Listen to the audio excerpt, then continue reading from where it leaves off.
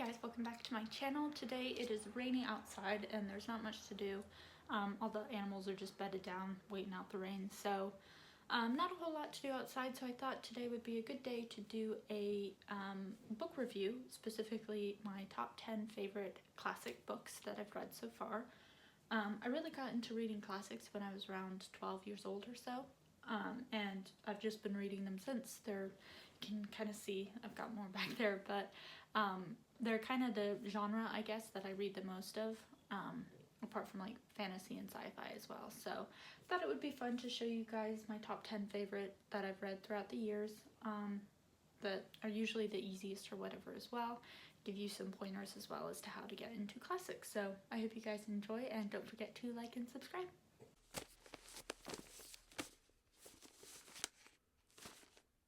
Alright, so the first book on the list is Middlemarch by George Eliot. George Eliot is actually her pen name. Her real name is Mary Ann Evans. And I read this book when I was a freshman in college, and it took me a while to read just because I was a freshman and going through my first semester in school. So it took me probably the longest out of this bunch actually to read, just because of that. I just had a lot going on. So, and it's a relatively large book. It's a little less than 800 pages long, so it is a chunk, but this is actually considered one of the best English novels ever written. And it's about a town named Middlemarch and the people that inhabit it, basically just their lives. I would say there's probably two main characters in the book, but then a lot of sub-characters as well, and so it goes over quite a few lives actually, and basically how they fall in love and navigate that.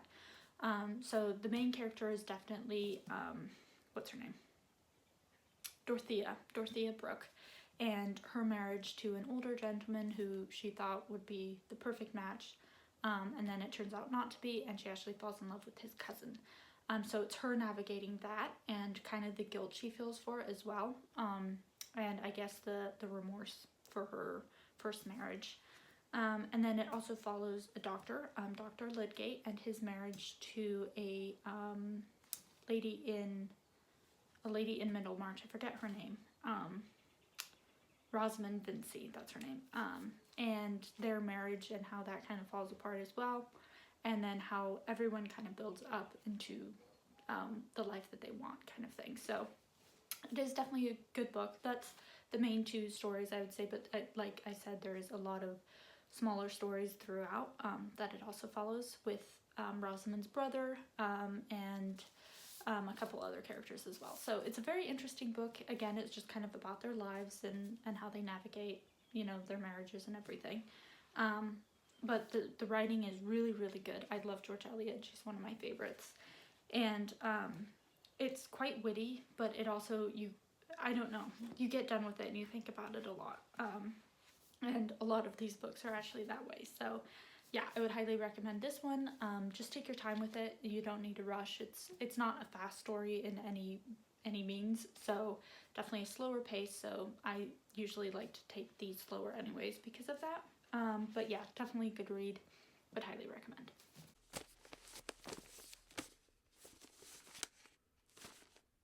Alright, the next one on this list is Rebecca by Daphne du Maurier. I wasn't actually expecting to put this one on the list at all, but when I was looking through all my books and everything, this one just kept popping up in my head. And it is actually one that I think of a lot. I read it last year, or 2 years ago now, I guess. And I didn't like it very much when I was reading it, because I don't like the character a whole lot, the main character, Mrs. De Winters. But I keep thinking about it, so I think there's, I don't know why, but there's something there that it really stuck with me, which is why I've added it to this list. So what it's about is a young lady who marries a widower named Maxim De Winters, and basically how she navigates becoming his wife and then being compared to Rebecca, his first wife, and kind of how her comparison to her all the time kind of causes this tumultuous relationship with her husband, and also his past coming up with Rebecca, and kind of the heartbreak of that as well, and figuring out that Rebecca wasn't as great of a person as she thought she was. So yeah, an interesting read, and I would also recommend this one.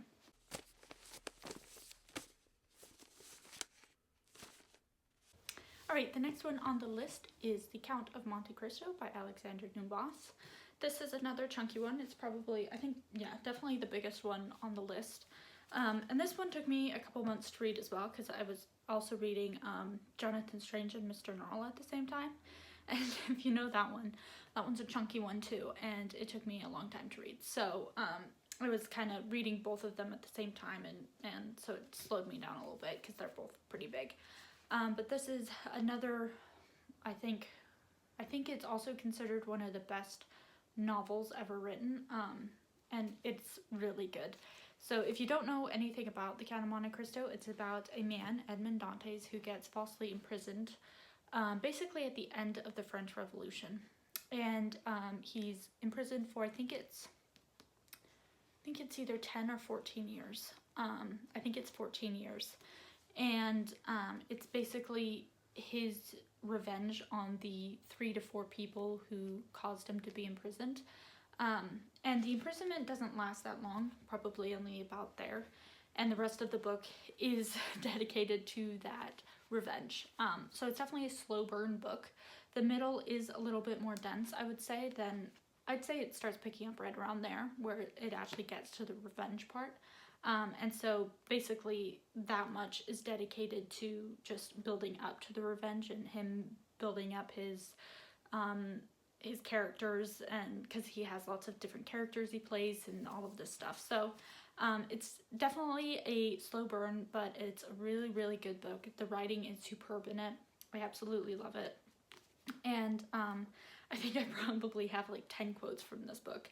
It's just really, really good, and you're rooting for him the whole time, and then at the end you're like, ooh, that was a bit far, and he realizes it too, and it's kind of him redeeming from that and everything, and realizing that you should live your life apart from revenge. Like, that shouldn't be your only like the only thing that's keeping you going, kind of thing, even if you've been, you know, in prison for 14 years, kind of thing. So it is a very good book, and I would highly recommend this one. Again, it is a chunky monkey, so just take your time with it. There's no need to rush with classics. That's one thing I love about them, is you can just take your time, because every chapter has something unique in it and something that you can learn, kind of thing, and ponder on, which I think is why I like them so much, is there's always something new. Every time you read through it, you pick up something new on it, and they're just so in depth in a completely different way than you would expect. So yeah, would highly recommend this one.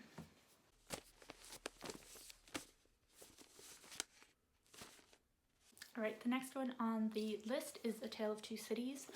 This is actually a cover I did myself, so that's why it doesn't have a name on it, but it's A Tale of Two Cities by Charles Dickens. And Charles Dickens is actually a writer who I didn't think I would like as much, and I've come to appreciate him a lot. He's actually one of my favorite, I would say top 2 favorite authors, because all of his works are weirdly different, and I love his writing style. I thought it would be a lot more dense, and I do think it does take a minute to get into his writing style. It's very Victorian, and it can be kind of hard to understand some points. So it definitely does take a while to get into him. And actually, A Tale of Two Cities I had picked up quite a few years ago, and I just couldn't get into it. I just wasn't in the right headspace. So I set it down, and then last year I picked it back up, and it is so good. I read it so quickly once I got into it. And so it's again about the French Revolution and a doctor and his daughter. The doctor was imprisoned, and then he escaped, and then his daughter falls in love with a teacher, and he ends up being in prison too, because he goes back to France, and his uncle was actually a French aristocrat, and so during the French Revolution they realize who he is and they capture him, and the end is basically him being saved by someone, and I don't want to give it away too much, but him being saved basically, and it's so good. It's such a good book. It actually made me cry at the end, which was surprising. I've never cried for a Charles Dickens before, but It's so good. I would highly recommend this one. I know this is read a lot in high school, and I think that's probably why people have such a hard time getting into Charles Dickens, especially, is because they're forced to read them during high school and, you know, when you're 14, 15. And if you're not used to these kinds of books, it would be tedious to read. I know my brother was forced to read them in his high school experience, and he's not been able to pick up a Charles Dickens since, which is really sad, because I think if you just give yourself time to appreciate it and you're not on a schedule of trying to get it done for an assignment or anything, you can really, really enjoy his work. Just, again, the thing with classics you have to realize is you just take your time with them. And soon you get into the rhythm of that sort of writing style, and it just flows a lot better. It's like Shakespeare. It takes a minute to understand and get into it, but once you do, you realize what's happening and you're able to enjoy it so much more better. And it's the same with classics. So yeah, I would highly recommend this one. I would say the best one to start with Charles Dickens, and this is what I did, is I started with Great Expectations. And that one's really simple and really easy to understand compared to some of his other works. And so I would recommend that one first, just because it was really easy to get into and it allowed you to kind of see a glimpse of his writing style and really understand it before getting into some of his other works. But yeah, this is another great one.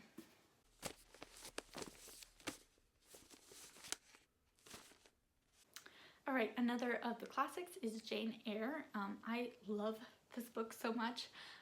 Again, this is one that you probably have read in high school or anything, but one again that I would recommend just picking it up again and reading it as more of an adult, with an adult perspective.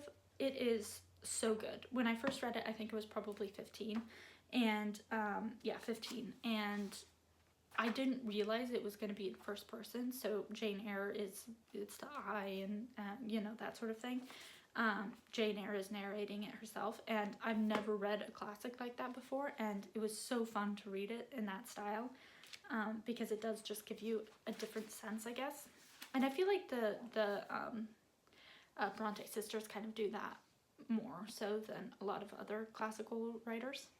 But anyway, so this book is about Jane Eyre, who is, she's an orphan who lived with her aunt for a while, but then her aunt sends her off to school and kind of doesn't want anything to do with her. She's a horrible person. And she becomes a governess to a young lady at this estate, I guess. And it's basically about her falling in love with the master. What's his name? I always forget his name. It's awful. And I love the book. I can never remember it. Hold on. Rochester. Mr. Rochester. And it's so good. The middle part, I would say, that was hard for me to get through, because it's when she's left the house where Mr. Rochester lives, and she's kind of finding her own way kind of for a little bit, and then she comes back and everything. But that bit is definitely the slowest part for me, just because I feel like it goes on longer than it needs to, but you have that sometimes. But anyways, this is definitely one of my favorite. It's definitely more of a romance compared to like the Count of Monte Cristo, for instance, or even Middlemarch, or Rebecca, or even A Child. So this is definitely the most romantic book of the lot so far that I've done. And but yeah, this one's a great one. And again, if you have read it in, you know, your high school whatever past, I would highly recommend reading it again, just because I've read it a couple times now, and every time I read it I feel like it gets better. So yeah, this is a great one too.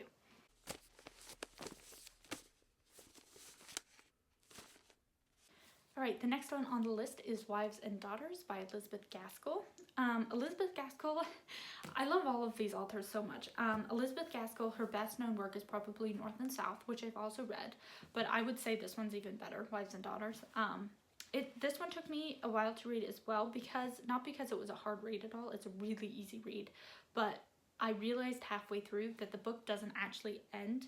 Elizabeth Gaskell sadly passed away before she was able to end it, and it was within a couple of chapters. Like it was so close to being finished, and she unfortunately passed away. So it doesn't actually have an ending. So that's one warning for you guys. And when I discovered that, it made me so sad, because this book is the sweetest book ever, and I love all of the characters, almost all of the characters. There's one character in particular that I cannot stand, but that's okay. You're not supposed to like her. And but yeah, everyone else, I love them so much. They're all just lovely people. It's not like there's any characters that are profoundly evil or anything like that, like what you'd find in the Count of Monte Cristo or anything. All of them are just very lovely people, and you know, it's in, you know, the London or the English countryside, and so they're simpler, and yeah, it's just, it's such a good book. And I love the characters in it so much. Molly Gibson is the main character, and it's about her life as she grows up with her stepsister, and kind of how they navigate their love life and find partners when they get older. So yeah, I would highly recommend this one, but just fair warning, it does not have an ending. So it basically does, like, you get the gist of it by the end of it, but yeah, I would love to have had an actual ending to this book, but unfortunately that's not possible.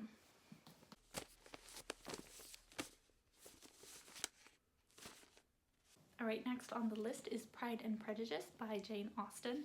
I feel like this wouldn't be a top 10 classical book review if Pride and Prejudice wasn't on there. I absolutely love Jane Austen. I've read almost all of her works. The only one I haven't read is Love and Friendship, but all the other ones I've read. And this one, I mean, it's a classic upon classics. It's so good, and everyone knows about it. I mean, Mr. Darcy, Elizabeth Bennet. I feel like every girl wants to be Elizabeth Bennet once in her life. And it's so good. And I feel like most people know the story, you know, it's of Elizabeth Bennet's prejudice against Mr. Darcy, who has the pride, hence the name Pride and Prejudice, and basically how they end up falling in love, and Mr. Darcy changing his pride, and Elizabeth changing her outlook on how to view people, I guess, and realizing that you really can't judge a book by its cover or a person by just their first impressions, kind of thing. So this is a lovely book. I won't go too much into detail again because I'm sure you all know about it and have probably read it again in high school, but I've read this one several times, and it's such an easy read. Jane Austen is so witty and just so funny. I've laughed out loud several times, even just rereading it. And yeah, it's so good. You can actually see I started rereading it at one point as well. So it's one you can just pick up and just love. So yeah, this is a great one.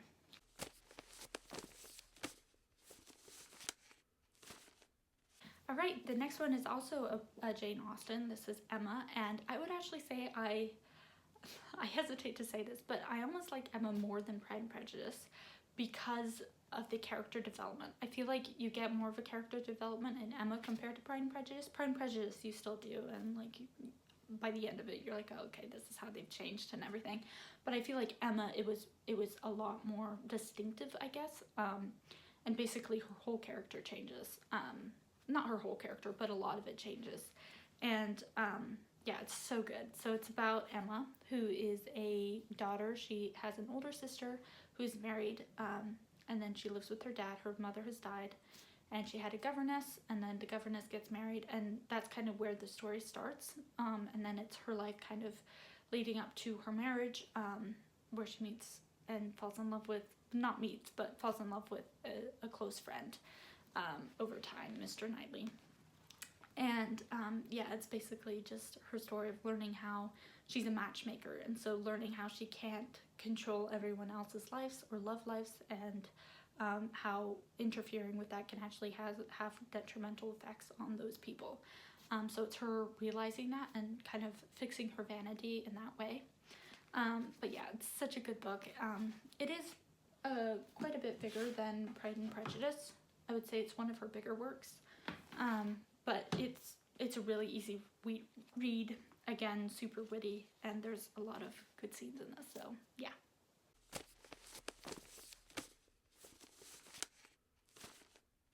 Alright, so next on the list is another Charles Dickens, actually. It's called Our Mutual Friend. This is by far my favorite Charles Dickens that I've read so far. It's about quite a few people, actually, and their lives and how they all intertwine in a way that you wouldn't really expect. and it is such a good book. It has such good writing. It's really, really funny. This is another one where I've laughed out loud several times. And all of the characters are just lovely. There is a bad guy in it, and boy is he creepy.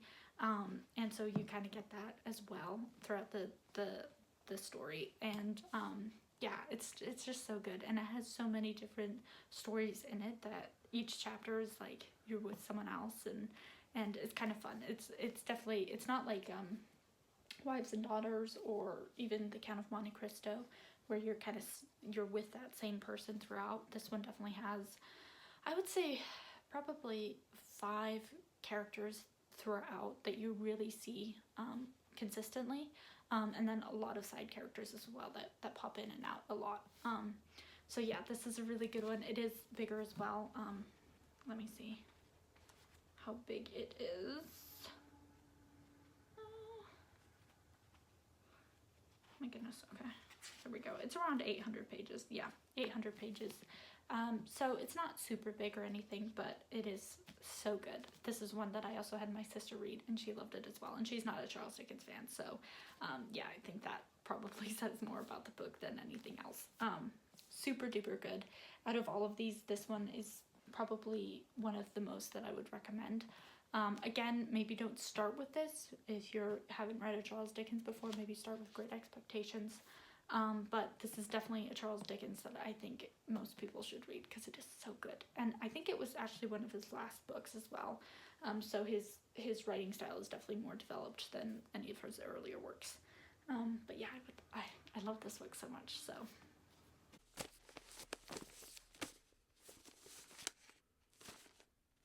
Alright, and the 10th and final book on this list is actually my all-time favorite book, and it's Far From the Madding Crowd by Thomas Hardy. This book is a masterpiece. I absolutely love this book. So it's about a young woman named Bathsheba Everdeen, and Bathsheba Everdeen and then Farmer Oak. Those are the 2 main characters. And Farmer Oak is in love with Bathsheba, but Bathsheba doesn't like him very much. She likes him as a friend, but nothing else right now. She's like, oh, whatever. And he is a farmer, obviously. He's a shepherd. And he ends up losing his farm, and she ends up gaining a farm. And her uncle died and gave her her farm, and now she's the mistress of the farm, and Farmer Oak comes to work for her. And then she has 2 other suitors, Sergeant Troy and then Farmer Boldwood. And she ends up marrying Sergeant Troy, but it ends up to be a disastrous marriage, and things happen at the end there, and she finally ends up with Farmer Oak. She realizes that she actually does love him, and they end up together. But this book is the sweetest book ever, and it's just, the ending is, you don't expect it at all. I don't want to give it away because I don't think a whole lot of people read this one. I know it's well known, it's a classic and everything, but it's not his most well-known book. His most well-known book, I would say, was probably Tess of Duberville, I would say. And I haven't read that one. I've watched the show, but I've not read it because I know it's sad, so I've avoided it. But this one is so good, and the writing is so pretty. So out of all of these, I would definitely recommend this. It's a very easy read. It's not very big, and it's, every time I read it, I highlight something else in it because it's so good, and the writing is beautiful, and the story is so good. Farmer Oak is amazing. Even Bathsheba, you know, she has her moments, but she's also a really cool character. And yeah, I would definitely, out of all the books, recommend this one the most because this one will probably forever be my favorite book ever. So yeah. Alright, so that is the end of the 10 books that I had on my list. I hope you guys found something interesting out of here, maybe a book that you haven't read or even seen yet. Most of them are really well known, so I would expect you all to know it, or maybe not, I don't know. But yeah, I hope you guys liked and enjoyed this video. If you enjoy this kind of content, please don't forget to like and subscribe, and I will be able to keep posting. So I'll see you guys next time.